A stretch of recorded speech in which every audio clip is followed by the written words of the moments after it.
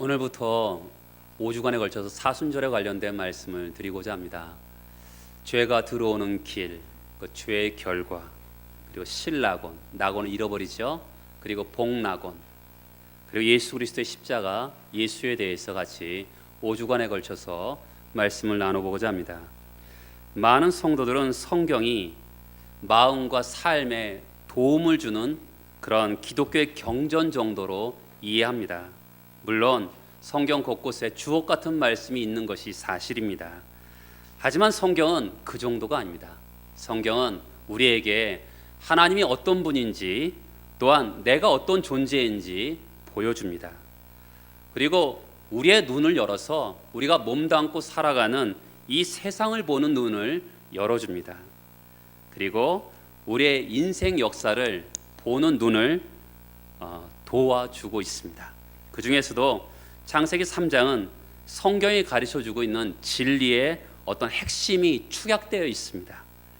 창세기 3장을 이해하지 못하면 성경을 이해할 수 없습니다. 창세기 1장과 2장에서는 지금까지는 죄가 없습니다.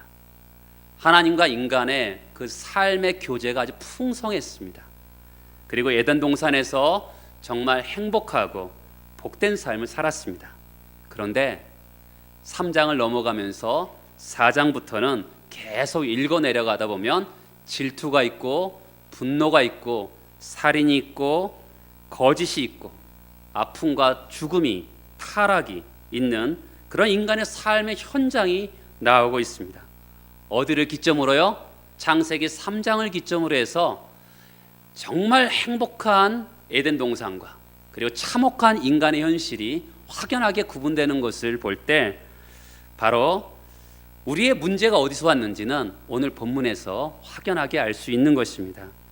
그 해답은 바로 하나님과 우리와의 관계에 있습니다. 하나님과 우리와의 관계가 깨질 때 우리는 정말 끔찍하고 고통의 삶을 경험하게 되는 것이죠. 왜냐하면 하나님을 떠난 인간은 절대로 행복할 수 없습니다. 우리가 살아가는 인생에서 정말 끔찍한 것을 많이 경험합니다. 가족 중에서 누군가 병이 들어서 심한 고통을 겪다가 죽어갈 때 도대체 우리에게 왜 이런 일이 발생하는 것인가?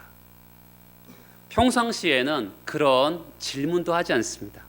그런데 내 마음에 불안감이 막 찾아오고 그리고 사람들에게 참 시달리기도 하고 무서운 질병으로 죽어갈 때 또는 전쟁이 일어날 때 인간에 왜 이런 고통이 있을까? 이런 의문이 생깁니다. 오늘 본문은 그 질문에 대해서 답을 주고 있습니다. 그 해답은 바로 하나님과 우리와의 관계에 있습니다. 왜 우리가 늙고 병들까? 그리고 우리 사회는 왜 이렇게 악이 많은가? 이런 질문에 대해서 답을 창세기 3장은 우리에게 해주고 있습니다. 예수님이 이 땅에 왜 오셨습니까? 예수님이 이 땅에 오셔서 십자가에 왜 죽으셨습니까? 그거에 대한 질문의 해답도 바로 창세기 3장에 있는 것이죠. 인간의 죄 때문에 예수님이 이 땅에 오시고 인간의 죄 때문에 십자가에 죽으셨음을 오늘 창세기 3장은 우리에게 분명한 이유를 밝혀주고 있는 것이죠. 창세기 3장은 우리에게 이렇게 가르칩니다. 완전하게 지어져서 부족함이 없는 사람에게 죄가 찾아 들어오면서 모든 것이 어그러졌다. 이렇게 우리에게 말하고 있습니다. 로마서 5장에 보면 한 사람으로 말미암아 죄가 세상에 들어오고 죄로 말미암아 사망이 들어왔나니 아담 한 사람의 범죄 때문에 죄가 이 세상에 들어왔습니다. 여기 들어왔다. 이 원어의 표현은 이렇습니다. 저를 따라서 해보시겠어요? 쳐들어왔다. 공격해 들어왔다. 원수가 우리 영토 안으로 침입했다는 거예요. 죄가 쳐들어와서 우리의 삶을 깨트리고 어그러뜨렸다. 이 말을 들어왔다라는 이 표현을 하고 있는 것입니다. 교회를 다니면서 설교 시간에 죄에 대한 이야기를 참 많이 듣습니다. 그런데 사람들은 죄에 대한 주제에 대해서 그렇게 주목하지 않습니다. 사람들이 주로 관심을 갖는 주제는 가난이라든지 부자라든지 신분, 지위, 경쟁에 대한 이야기입니다. 누가 가르쳐 주지 않아도 사람들은 그런 것은 집중합니다. 아이들에게 물어보세요. 나중에 어른이 되면 무슨 일을 하고 싶니? 돈을 많이 벌고 싶어요. 이렇게 말합니다. 돈 없어서 불편한 것을 많이 경험했기 때문에 그렇습니다. 그러나 성경은 죄라는 주제를 굉장히 중요하게 다룹니다. 죄가 사람에게 들어와서 사람의 삶을 망가뜨렸다. 아무리 외쳐도 사람들은 주목하지 않습니다. 왜요? 그 이유가 무엇입니까? 사람들은 어머니 모태에서부터 죄에 익숙하게 살아가고 있습니다. 그래서 죄가 관심사가 아니에요. 오늘 한국의 그리스도인들은 생각할 때 마음 아픈 일이 참 많습니다. 신앙생활 20년, 30년을 했는데 변화와 성숙이 굉장히 더딥니다. 물론 더딜 수밖에 없는 이유가 여러 가지가 있지만 그것은 상당 부분은 죄를 정의하는데 실패했기 때문에 그렇습니다. 성도들에게 죄가 무엇입니까? 라고 물어보면 10명 중에 8명, 9명은 윤리, 도덕적인 관점에서 죄를 정의합니다. 성경이 원하는 대로 죄를 정의하지 않습니다. 누가복음 7장에 보면 바리새인 시몬과 향유를 부은 여인의 이야기가 나옵니다. 이 여인은 자기의 눈물로 예수의 발에 적시고 자기 머리카락으로 예수의 발을 씻습니다. 그리고 결혼 지참금이었던 향유를 예수의 발에 붓습니다. 바리새인 시몬이 이해할 수가 없는 거예요. 그때 예수님께서 빚진 자의 비유를 들으면서 이렇게 질문합니다. 둘 다 탕감받았는데 둘 중에 누가 더 사랑하겠느냐? 이때 시몬이 내 생각에는 더 많이 탕감받은 사람입니다. 이렇게 말을 합니다. 이 여자를 보느냐? 이 여자는 많이 용서받았기 때문에 많이 사랑하는 자다. 이렇게 말을 합니다. 한국 교회는요, 지금 많이 사랑하는 것을 잃어버렸습니다. 어떤 것이 많은 사랑을 가능하다고 얘기합니까? 많은 죄를 용서받은 것을 깨달은 사람이 많이 사랑한다고 주님은 분명하게 말씀하고 있는 것이죠. 성품적으로, 기질적으로 사랑이 많아야지 된다고 얘기하고 있지 않습니다. 그래야 사랑이 많다고 성경은 이야기하지 않아요. 성경이 말하는 사랑은 죄를 많이 용서받은 사람이 하나님을 사랑하고 이웃을 사랑한다고 분명하게 말씀하고 있습니다. 예수를 믿으면서 우리는 죄의 용서함을 경험합니다. 근데 많이 사랑을 받은 사람처럼 살아가지 못하는 주된 이유가 뭘까요? 그것은 성경이 가르치는 대로 죄에 대해서 그것을 정확하게 정의를 하지 못하기 때문에 그렇습니다. 죄를 윤리적, 도덕적으로, 우리나라는 또 유교가 아주 깊숙이 개입되어 있잖아요. 유교적인 관점에서 죄를 정의하기 때문에 신앙이 성숙하지 못하고 정말 사람에게 깊이 묻어나는 사랑의 성숙이, 사랑의 보임이, 사랑의 성김이 부족한 것입니다. 그래서 창세기 3장은 죄가 무엇인지, 죄가 어떻게 우리 삶의 어떤 방식으로, 어떤 루트로 들어왔는지 알려줍니다. 1절을 같이 보겠습니다. 그런데 뱀은 여호와 하나님이 지으신 들 짐승 중에 가장 강교하니라. 죄가 어떻게 들어오죠? 죄는 뱀의 유혹을 통해서 사람의 삶 속으로 들어옵니다. 여기서 뱀에 대해서 두 가지를 정의하고 있습니다. 첫 번째는 뭐죠? 여호와 하나님이 지으신 들 짐승입니다. 여러분, 성경학자들은 그렇게 얘기합니다. 뱀이 지금처럼 아마 하나님 만드셨을 때는 흉악한 모습이 아니었을 것이다. 하나님이 만드신 것들은 다 아름답잖아요. 여호와 하나님이 지으신 들짐승으로 표현하고 있습니다. 또한 두 번째는 강교하다고 표현합니다. 여기서 언뜻 보기에는 악하다, 나쁘다라는 뜻 같지만 정확한 표현은 지혜롭다라는 것입니다. 하나님이 지으신 들짐승이고 지혜로운 뱀이었습니다. 그런데 이 뱀이 마귀에게 붙들려서 마귀에게 사용되면서 아담과 하와가 죄를 짓도록 사용하는 도구가 되었습니다. 뱀이 사실 문제가 아니라 뱀을 마귀가 사용하여서 하와를 유혹함으로 죄가 인간의 삶 속에 들어온 것이죠. 짧게 마귀에 대해서 이야기해 보겠습니다. 성경은 마귀가 분명히 존재한다고 말합니다. 근데 사람들은 눈에 보이는 것만 믿습니다. 자기가 경험된 것만 믿습니다. 자기가 경험되지 않고 그런 것을 인정하려고 하지 않습니다. 눈에 보이지 않지만 성경은 분명하게 곳곳에 실존한다고 이야기합니다. 마귀는 뱀을요 통해서 인간을 위하는 것 같지만 광명의 천사로 다가오고 있습니다. 그럼 어떤 방식으로 죄가 들어올까요? 1절을 다시 한번 보겠습니다. 뱀이 여자에게 물어 이르되 하나님이 참으로 너희에게 동사한 모든 나무의 열매를 먹지 말라 하시더냐. 여러분, 이 말씀은 2장 16절과 17절을 비교하면서 봐야 됩니다. 2장 16절과 17절 말씀 보겠습니다.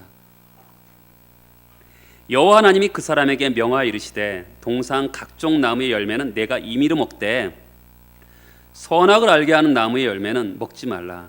내가 먹는 날에는 반드시 죽으리라. 마귀가 뱀을 통해서 여자를 유혹하는데 어떻게 유혹합니까? 첫 번째는 유혹의 궁극적인 목표가 있어요. 뭐지요? 하나님을 공격한다는 것입니다. 여러분, 모든 죄의 핵심은 하나님과의 관계를 깨트리는 것입니다. 하나님을 대적해서 하나님의 관계를 무너뜨리는 것이 죄의 1차적인 특징입니다. 우리가 윤리적이고 도덕적인 것은 부차적인 거예요. 죄의 핵심은요, 하나님을 향한 대적입니다. 다윗이 밧세바를 범하고 그것을 숨기기 위해서 우리아를 죽입니다. 근데 그 죄가 들통이 나니까 하나님 앞에서 회개를 드렸는데 시편에 보면 이렇게 기도합니다. 내가 주께만 범죄하여 주의 목전에 악을 행하였사오니. 다윗이 주께만 범죄했다고 합니다. 여러분, 그러면 밧세바와 우리아에게는 범죄를 하지 않은 것입니까? 그런 뜻이 아닙니다. 사람들에게 똑같이 죄를 범했지만 가장 1차적인 잘못은 하나님을 대적하고 하나님의 가슴을 찢어버렸던 그것을 다윗이 깨달은 것이죠. 죄는요, 윤리적인 관점에서 보면 안 됩니다. 죄는 신앙적으로 봐야지만이 그 실체를 정확하게 알 수 있습니다. 죄는 1차적으로 하나님을 대항하고 하나님을 대적하는 것입니다. 두 번째로 뱀을 사용해서 마귀가 여자에게 접근했는데 마귀의 말에 주의해 보세요. 마귀가 뭐라고 1절에 얘기합니까? 여기서 두 단어가 중요한데요. 참으로와 모든이라는 이 두 단어가 중요한 단어입니다. 근데 마귀가요, 하나님의 말씀을 인용하는 거 아세요? 지금 하나님 말씀을 인용하고 있잖아요. 근데 약간 비틀고 있죠. 사탄도요, 하나님의 말씀을 인용합니다. 여러분, 한국 교회에서 큰 피해를 주는 이단들도 성경을 말합니다. 이단의 뜻이 뭔지 아시죠? 달을 이자랑 끝단자를 씁니다. 끝이 다른 것이 이단이에요. 끝이 다르다는 것은 처음은 같다는 것이죠. 처음은 같아요. 교회를 이야기하고 예수를 이야기하고 성경을 이야기하고 은혜를 이야기합니다. 그런데 끝에 가서 결정적인 본색을 드러내는 것이 이단인 것입니다. 통일교처럼 자기 나름의 경전을 사용하는 그런 이단은 그렇게 문제가 되지 않아요. 확실히 구별해야 되기 때문에 그렇습니다. 그런데 성경을 가지고 활동하는 이단이 큰 문제죠. 지금 한국 교회 가장 마음을 아프게 하는 이단이 신천지잖아요. 신천지는 말씀을 비틉니다. 마귀가요, 아담과 하와를 꼬였던 방식하고 너무 똑같습니다. 성경을 그대로 인용하는 것 같은데 살짝 비틉니다. 예수님이 공생애를 시작하시기 전에 마귀에게 3번의 시험을 받죠. 그때 마귀도요 성경을 인용합니다. 근데 성경을 인용하는데 살짝 비틀죠. 오늘날 이단들이 취하는 방식은 절대로 새로운 방식이 아닙니다. 창세기 3장에서 시작해서 교회 역사를 통해서 오늘날에도 그대로 경험되죠. 하나님 말씀을 살짝 비트는 것으로 우리를 꼬이고 있습니다. 본문을 잘 보세요. 마귀가 하나님 말씀을 어떻게 비틀지요? 금하신 것은 몇 개예요? 하나님이 금하신 것은 한 개죠. 선악을 알게 하는 나무 하나입니다. 나머지 많은 동산의 나무 열매는 다 먹게 하셨습니다. 근데 마귀가 무엇을 하고 있죠? 금지를 부각시키고 있습니다. 여러분, 어디에 우리는 집중해야 되죠? 하나님 주신 많은 것을 집중해야 되는데 마귀는 금지된 하나를 부각시키면서 거기에 초점을 맞추고 있는 것이죠. 그러면서 말씀을 살짝 비틀고 있는 것이죠. 마귀가 하나님이 동산에 있는 모든 나무 열매를 먹으라, 그것을 알았을까요? 몰랐을까요? 물론 알았습니다. 하나님 동산에 있는 나무 열매를 자유롭게 먹으라 하셨는데 단 하나의 열매를 금하셨습니다. 사람들이 이렇게 질문하죠.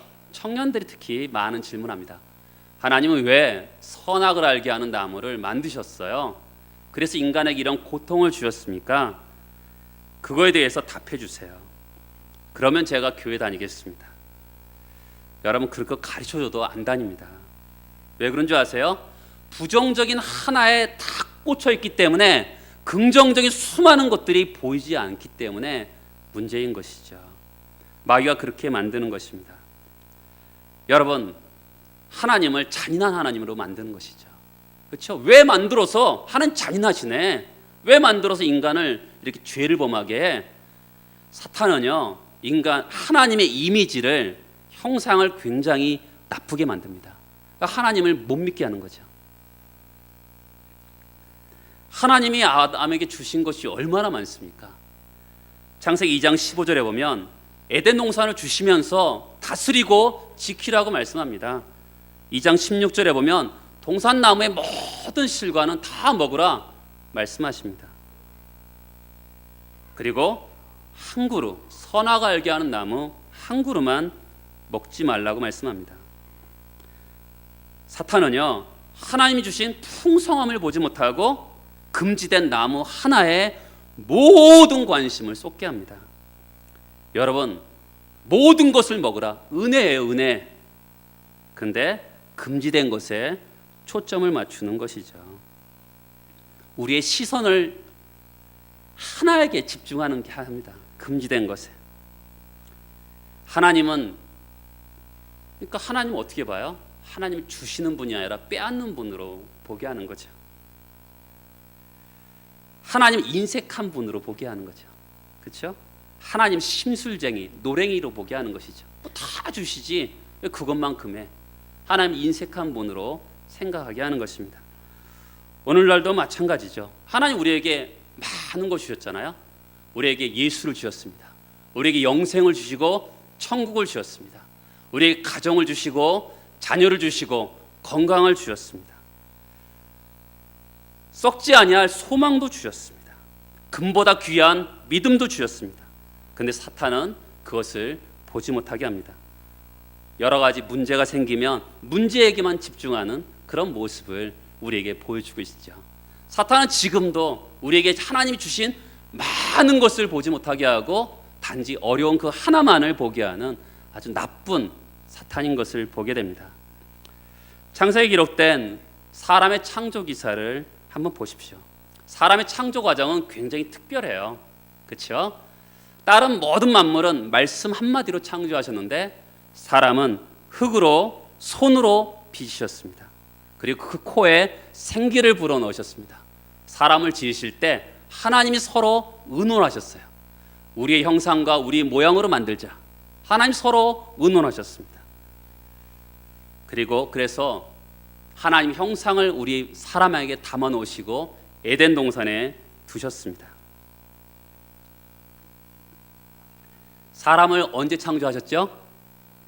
천지 만물을 다 창조한 다음에 제일 마지막 날에 창조하셨습니다. 하나님은 사람을 일꾼으로 만드신 게 아닙니다. 첫날에 창조하셨어야지 일꾼으로 막 부려먹을 거 아니겠어요? 마지막 날에 창조하심을 통해서 하나님이 이 만물을 다스리게 하시고 또한 하나님 만드신 그 아름다움을 맛볼 수 있도록 경험할 수 있도록 마지막 날에 만드셨습니다. 사람을 또 언제 만드셨습니까? 만드신 다음 날이 무슨 날이에요? 안식일입니다. 하나님이 이를 위해서 사람을 만드시지 않았다는 것을 거기서도 알 수 있습니다. 하나님의 안식에 들어가 하나님을 즐거워하도록 만들어 놓으신 것이죠. 그러면 왜 선악을 알게 한 나무를 만드셨을까요? 그것은 통치의 문제입니다. 사람이 사람 되고 하나님이 하나님 되심을 그 하나로 두신 거예요. 금지입니다. 하나님이 하지 말라고 명령하신 일에 순종함으로써 하나님을 하나님으로 공경하고 사람이 티끌인 것을 인정하는 제일 중요한 방법이 바로 금지인 것입니다. 하나님을 하나님으로 인정하게 하고 사람을 사람으로 인정하게 하는 유일한 장치가 뭐냐? 금지 규정 하나입니다. 그런데 마귀는요, 전부 하지 말라고 명령한 것처럼 금지를 부각하고 있는 것이죠. 이것은 오늘날에도 반복됩니다. 여러분 옆에 있는 사람들 보세요. 보면 열의 9은 다 좋습니다. 그렇죠? 그 사람의 열의 9은 좋아요. 남편 아내를 보세요. 일반적으로 열의 9은 다 좋습니다. 그런데 하나가 싫습니다. 하나가 싫어서 미워요. 그렇죠? 그렇습니다.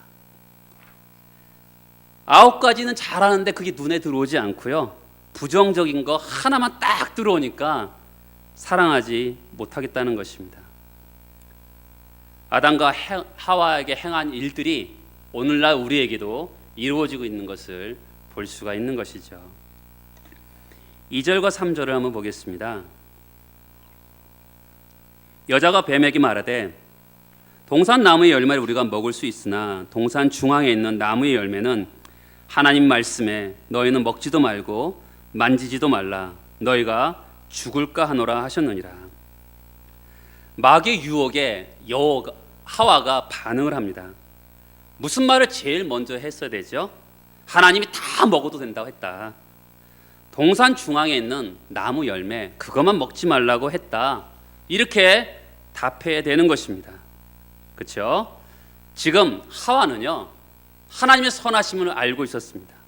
하나님의 은혜를 에덴 동산에서 경험하고 있었습니다. 풍요로운 삶을 살고 있었습니다. 그렇다면 지금 사탄이 하와를 유혹할 때 어떻게 대답했어야 될까요? 네가 누군데 하나님의 선하심에 대해서 의심을 갖게 해? 우리는 하나님 안에서 늘 기쁘고 즐겁고 행복하게 살고 있어. 어디서 그런 함부로 거짓말을 해? 그러면 사탄이 입을 탁 다물고 말았을 것입니다. 그런데 하와는 이 강교한 거짓말에 사탄의 꿰매에 빠지고 있는 거예요. 여기서 확실한 왜곡이 일어나는 것을 2장 16절에서 한번 보겠습니다. 2장 16절을 보세요. 거기 보면 동산 각종 나무의 열매는 누구에게 먹으라 했습니까? 내가, 따라서 해보시겠 2인칭 단수예요. 하나님이 너 아담 모든 거 다 먹어. 17절에 내가 먹는 날에는 반드시 죽으리라. 너 반드시 먹으면 죽을 거야. 근데 뱀이 3장 1절에 뭐라고 물었습니까? 하나님 참으로 너희에게 2인칭 복수로 얘기합니다. 이것을 뭐라고 얘기하냐면 뱀이 개인적으로 적용하지 않고 따라서 해보시겠어요? 보편화 일반화. 그렇죠? 하나님은 아담 너 다 먹어. 아담 너 선악을 알게 하는 나무를 먹으면 반드시 죽을 거야. 그런데 뱀은 너희라고 합니다. 2인칭 복수를 쓰는 거예요. 보편화, 일반화시키고 있는 것이죠. 여자가 뭐라고 얘기합니까? 여자 2절에 보면 우리가 먹을 수 있으나, 내가 먹을 수 있다고 얘기해야 되는데 우리 1인칭 복수로 얘기하고 있습니다. 3절의 여자는 또 너희가 죽을까 하노라. 하나님 말씀을 어떻게 들어야 돼요? 개인적으로, 인격적으로 들어야 되는데 보편적으로 일반화를 시키는 것입니다. 하나님이 지금 설교를 통해서 말씀하십니다. 나에게 말씀하신다라고 들어야 되는데 이것은 한국교회 성도들에게 하는 말이다. 그러면서 스쳐 지나가는 것이죠. 이 설교는 아무개가 들어야 돼. 아무개는 하나님이 그분에게 말씀하실 것이고 오늘 설교는 여러분들이 들어야 됩니다. 오늘 설교는 남편이 들어야 되는데 남편은 교회 와서 듣기 전에 아내가 먼저 들어야 되는 것이죠. 여러분, 하나님 말씀은 개인적이고 인격적으로 들어야 되는 것입니다. 그것을 보편적으로 일반적으로 들으면 절대로 안 되는 거예요. 하나님은 네가, 너 2인칭 단수로 얘기하는데 그것을 얼버무리는 것이죠.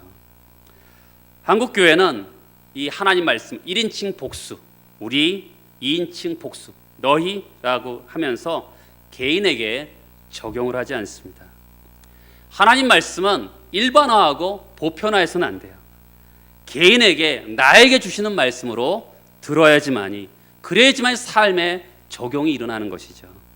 두 번째 실수가 뭡니까? 2장 17절에 보면 내가 먹는 날에는 반드시 죽으리라 했는데 3장 3절에 보면 너희가 죽을까 하노라고 합니다.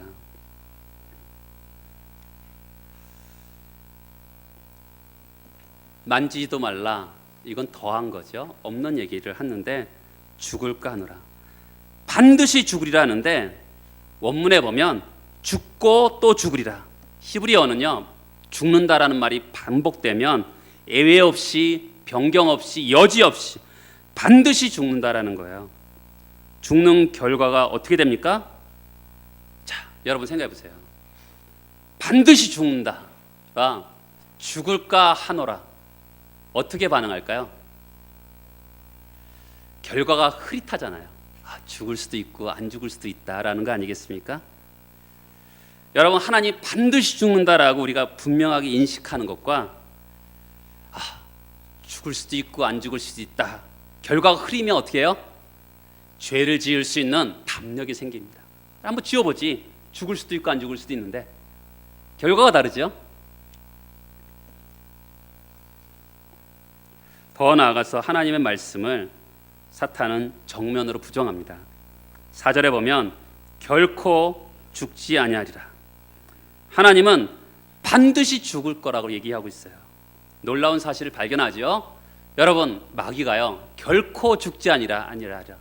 근거가 있어요, 없어요? 근거가 없습니다. 하나님 말씀을 정면으로 부정했는데 결코 죽지 아니하리라, 근거가 없어요. 얘가 뭡니까? 근거 없는 이야기를 얘기하면 뭐예요? 사실을 아닌 걸 얘기하면 거짓말쟁이죠. 그래서 성경은 마귀가 거짓말쟁이, 거짓의 아비라고 말씀하고 있는 것이죠. 하나님은 반드시 죽으리라, 사탄은 안 죽어. 둘 중에 하나는 거짓말한 거죠. 누가 거짓말을 했습니까? 사탄이 거짓말하는 거죠. 왜요? 정말 죽었거든요. 육신적으로도 죽고 영적으로 죽음이 찾아왔습니다. 하나님 말씀이 진리이죠. 에덴에서 우리가 볼 수 있는 게 뭡니까? 우리가 하나님 말씀을 들어야 됩니까? 사탄의 말을 들어야 됩니까? 하나님은 반드시 죽으리라, 사탄은 안 죽어 그랬는데 결국 누구 말을 듣느냐에 따라 우리 인생이 달라지는 것을 성경은 말을 하고 있는 것이죠. 또한 5절을 보겠습니다. 너희가 그것을 먹는 날에는 너희 눈이 밝아져 하나님과 같이 되고 선악을 알 줄 하나님이 아심이라. 과거나 지금이나 마귀가 사용하는 방법은 똑같습니다. 말씀에 대한 부정을 어떻게 합니까? 하나님을 겨냥해요. 선악을 알게 한 나무를 먹으면 눈이 밝아져서 선도 알고 악도 알아서 하나님같이 돼. 여러분, 그럼 하나님을 어떤 분으로 얘기하는 거예요? 하나님, 우리가 하나님처럼 될까봐 시기해서 먹지 말라는 꼴보기 되지 않는 거죠. 하나님 어떤 분이십니까? 사랑이 많고 자비가 많고 선하신 분인데, 하나님이 그런 분이 아니라 하나님이 시기가 많아서 선악과를 먹는 것을 금지하신 분이라고 설명하고 있는 것이죠. 지금 마귀는 어떻게 얘기하는 거예요? 먹어봐. 그러면 하나님같이 돼. 그러면 말씀대로 하지 않으면 어떤 일이 생긴다는 거예요? 더 좋은 일이 생긴다는 거죠. 너희들이 말씀대로 살지 말아봐. 그러면 더 좋은 일이 생길 거야. 선악과를 먹어봐. 그러면 선도 알고 악도 알고 하나님처럼 돼. 이렇게 말을 하고 있는 것이죠. 근데 먹었습니다. 아담이 눈이 밝아졌는데 어떤 일이 생기죠? 수치와 부끄러움이 찾아와서 에덴 동산에 숨습니다. 마귀는 하나님을 부정하면서 네가 이것을 먹으면 하나님처럼 될 거야 라고 약속을 합니다. 그렇지 않습니다. 사람은 하나님을 의지하고 하나님이 주시는 복을 누릴 때 인간의 아름다움이 회복될 수 있는 것이죠. 마귀의 유혹에 하와가 흔들렸어요. 그 다음은 식은죽 먹기입니다. 그 다음 죄를 더 구체적으로 쉽게 짓게 되었습니다. 6절을 보겠습니다. 여자가 그 나무를 본즉 먹음직도 하고 보암직도 하고 지혜롭게 할 만큼 탐스럽기도 한 나무인지라. 여자가 그 열매를 따먹고 자기와 함께 있는 남편에게도 주매 그도 먹은지라. 재밌는 표현이 나오죠. 먹음직도 하고 보암직도 하고 지혜롭게 할 탐스럽기도 한 선악을 알게 하는 나무가 나옵니다. 원래 동산 중앙에 있었습니다. 근데 여자의 눈에 갑자기 마귀의 유혹을 받으니까 어떻게 보여요? 갑자기 먹음직하고 보암직하고 지혜롭게 할 만큼 탐스럽게 보이는 것입니다. 사람은요, 여러분 우리 다 죄를 지어보잖아요. 죄를 지을 때 이렇게 죄를 지으면 나쁜 결과가 있을 거야 이렇게 생각하면서 죄를 짓는 경우도 사실 있습니다. 근데 죄를 지을 때요, 나쁜 결과보다는 새로운 가능성이 있다고 생각하기 때문에 죄를 짓는 경우도 있습니다. 죄를 짓는데 어떻게 해요? 지혜롭게 할 만큼 탐스럽게 보였습니다. 이걸 먹으면 새로운 가능성이 열리는구나, 내 인생이 더 좋아지는구나, 그래서 죄를 짓는다는 거죠. 우리 인생이 그럴 때 있잖아요. 죄는요, 생각보다 매력이 있습니다. 마귀의 유혹을 받아서 아담과 하와가 선악을 알게 하는 나무를 먹었습니다. 그 결과가 어떻게 됐습니까? 마귀는 결코 죽지 아니라 했는데 그들은 죽었습니다. 두 사람만 죽은 것이 아니라 그 안에서 여러분과 저도 죽었습니다. 온갖 좋은 것이 주어질 줄 알았는데 불행해졌습니다. 낙원에서 쫓겨나서 가시던 불과 엉겅퀴 때문에 일한 만큼의 결과도 얻지 못하게 되었습니다. 여러분, 창세기 3장 1절에서 6절에는 하나님 말씀을 인용한 것이 3번 나옵니다. 마귀가 2번 인용했고요, 여자가 1번 인용합니다. 그런데 안타깝게도 이 하나님 말씀을 제대로 인용하지 않았습니다. 항상 비틀거나 더하거나 빼거나 왜곡시켰습니다. 하나님 말씀은 점 하나 선 하나 땅에 떨어지는 법이 없습니다. 하나님 말씀은 반드시 말씀하신 대로 그대로 됩니다. 한국 교회를 바라볼 때 제일 두렵고 마음 아픈 것은 말씀대로 살기 어렵다는 것입니다. 말씀이 지금의 사람들이 살아가는 현실성에 부족하다고 생각합니다. 말씀이 현실과 괴리감이 있다고 생각하면서 사람들이 어떻게 해요? 말씀을 비틀고 왜곡시킵니다. 이것은 마귀가 가장 좋아하는 일입니다. 아담과 하와가 넘어진 자리에서 우리도 지금도 넘어지고 있습니다.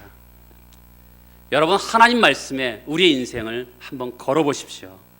성경이 정말 현실화되고 있는 것을 우리가 얼마든지 보고 싶습니다.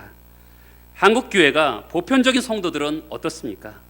하나님 말씀을 동의하고 기쁘게 받아들일 수 있는 것은 받아들이고, 동의가 안 되고 받아들이지 않는 것은 자연스럽게 거부하면서 불순종합니다. 이것은 하나님 말씀을 빼거나 더하는 행위이죠. 오직 말씀에 머물러서 말씀을 빼거나 더하지 않고 아무리 힘들어도 말씀을 따라 온 몸으로 순종하는 새로운 세대를 열어가는 여러분 되시길 축복합니다. 다 같이 일어나셔서 기도하시겠습니다.